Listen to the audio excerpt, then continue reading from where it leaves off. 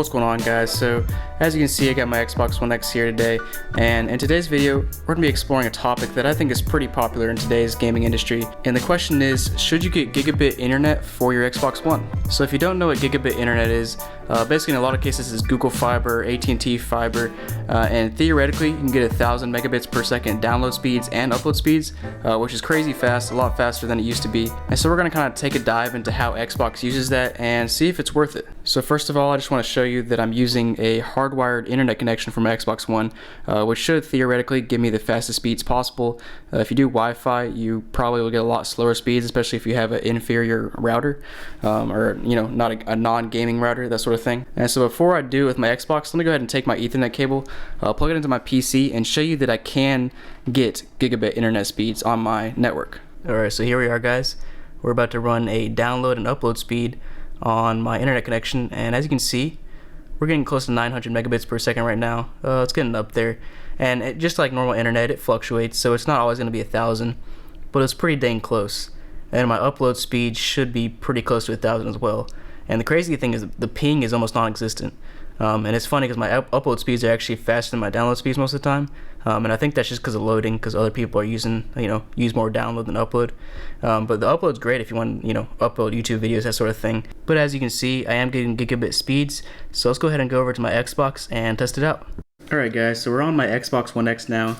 And let's go ahead and go over to settings. And the first thing we're going to do is basically do a network speed using Xbox's utility.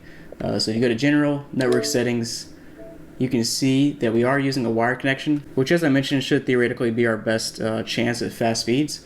So if you go down to Test, Network Speed, and to Statistics, basically Xbox will run a test and tell you what your download speeds and upload speeds are. And let's go ahead and wait for it. Alright guys, so we got our results. So first of all, our packet loss is 0%, which is good. Our latency is 37 milliseconds, which I think is a little high. Our download speed is 742, which is not bad. It fluctuates, so I don't expect it to always be 1,000. And upload speeds are 453, so that's a little bit lower, but it's upload speeds. You're not really using them that much on your Xbox. So from looking at this screen, I would say yes, the gigabit speeds are definitely worth it. If you can even get 700 out of your 1,000, that's pretty good on most days. But let's go ahead and do another test and see if we can change our minds or not. So we're going to go ahead and go back to my main page, and we're going to go ahead and try to download a game, because what else do you need your download speeds for on your Xbox? Obviously you need good download and upload speeds for playing multiplayer games, but to be honest, you really don't need gigabit speeds to play, to play COD online, play NBA 2K online, UFC 3 online, FIFA online. You don't need super fast speeds to do that. You need, like 50 meg down and 20 up, and you'll be good to go. You don't need gigabit speeds for that. So let's go ahead and try to download a game, because that's where we're really going to see our worth. When you turn on your console and you see that Call of Duty has a 50 gig update, that's when you want your fast speeds. So let's go ahead and test it out. And so I already had Call of Duty Modern Warfare downloading a while back. I think it was a couple of days ago. So let's go ahead and resume it. And in a minute, it'll tell us what our speeds are. So as you can see right now, it's at 117 megabits per second, which is only about a tenth of what we should be getting, or what we could be getting. And as we just saw in our detailed network statistics, we were getting 700 megabits per second. So I would, to be honest, expect a whole lot fast. What is going on, dude? Wow. I hope you guys just saw that. It went down to 1 megabit per second, which is crazy. It's 1,000th of what I could be getting. We're getting a little bit higher up there now, up to 200. But right now, I'm not too impressed. It's sitting below 100 most times. And it got up to almost 200, but that's still only 2/10 of the way to 1,000 megabits per second, which is pretty dang. That's kind of disappointing, guys.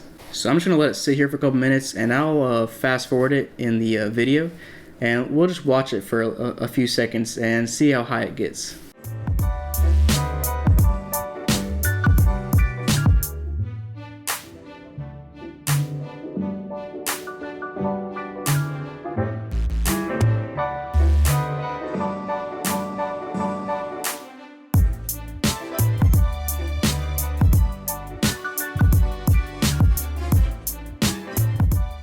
Alright guys, so we've been watching the speeds for a few minutes now, and I don't know about you guys, but I never saw it get above like 200 or 205 megabits per second, which, as I said, is only like 2/10 of the available bandwidth that I have.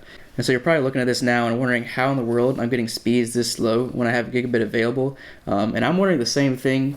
But I think one of the things that may be happening is, to get to the servers where I download the Call of Duty Modern Warfare game, I basically have to go through a bunch of hops, and there could be a link somewhere in there that doesn't support a gigabit. Maybe the servers don't allow you to get a gigabit at a time. Maybe they're kind of rationing them out to everybody who's trying to download it. I don't really know all the back end stuff to the Xbox, so I can't tell you why I'm not getting faster speeds. But the fact of the matter is, this is something you got to look at. And if I can't get a full gigabit download speeds, then what's the point in me paying extra money for gigabit speeds? And so I think in my case, this is not the first time I've tried this. I've tried it a few other times as well, and I've seen the same thing. Never really got above 200, 250, something like that. The theoretical measurement is a gigabit. The detailed network statistics on Xbox even shows like 700 or 800, but then you go download a game and it's a whole lot slower. So I'm going to have to say no, it is not worth it to get gigabit internet right now for your Xbox One. And as I showed you guys earlier, I have the Xbox One X, so it's supposed to be the top end. But it's not doing it. So I'm hoping once the Xbox Series X comes around, we can make this a little bit better, especially if you want streaming and digital games to be the future. We got to fix this. We got to get faster links. We got to make it a whole lot quicker. Because if I come home and I want to play Call of Duty on the first day it comes out, and I'm gonna have to wait for 2 hours and 24 minutes to download, I'm not gonna be very happy. I know a lot of people have already run into that in the past, decade when we've been doing digital downloads, but I've tried to avoid digital downloads for a while. This is one of the reasons, because it can be a pain sometimes. So thanks for watching, guys. Hope you learned something and hope it helped you out in deciding whether or not you want to get gigabit internet for your house. And definitely make sure to hit the like button and subscribe if you want to see more videos like this in the future. And again, thanks for watching, guys.